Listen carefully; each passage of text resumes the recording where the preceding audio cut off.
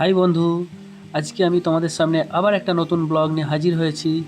আজকে আমি তোমাদের দার্জিলিংয়ের চিড়িয়াখানা ঘুরে দেখাবো। এটা হচ্ছে আমাদের মেন গেট। এই গেট দিয়ে প্রবেশ করে গেলাম এবং প্রবেশ করেই প্রথমে যেটা দেখতে পেলাম সেটা হচ্ছে রেড পান্ডা। কি নাইস দেখতে, কি সুন্দর লাগছে। দেখো বন্ধুরা, অনেক কাছ থেকে আমি ক্যামেরাটা করেছি।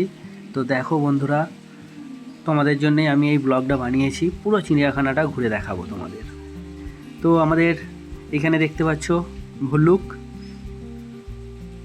একদম কাছ থেকে দেখানোর চেষ্টা করেছি তোমাদের। তারপর নেক্সট যেটা এসেছে সেটা হচ্ছে বিদেশি ছাগল। এখানের কাঠবিড়ালিগুলোও খুবই উন্নত জাতের। তারপরে আমরা চলে এসেছি পাখি, একদম কাঁচের ভেতরে। ও মাই গড, বাঘটিকে সেই দেখতে লাগছে।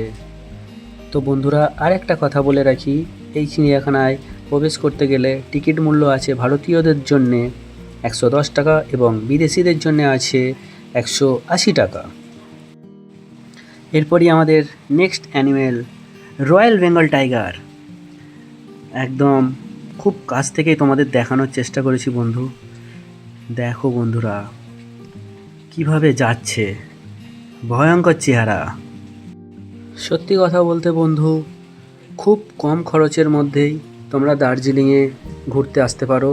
আর এই যে চিড়িয়াখানাটা তোমাদের দেখাচ্ছি, এটা একদম পাহাড়ের উপরে। দেখো বন্ধুরা, বিকাল 4:30 বাজে, চারিদিক কেমন কুয়াশায় ঢেকে গেছে।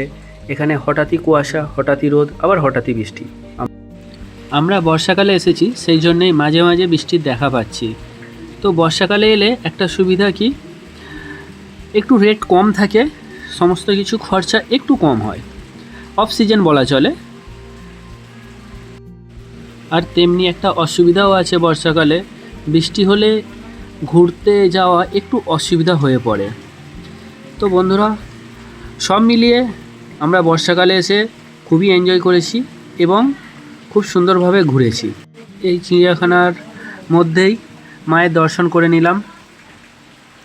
তো সব মিলিয়ে যারা যারা আসোনি তাদের বলবো একবার অন্তত আসো, খুব সুন্দর এবং মনোরম পরিবেশ।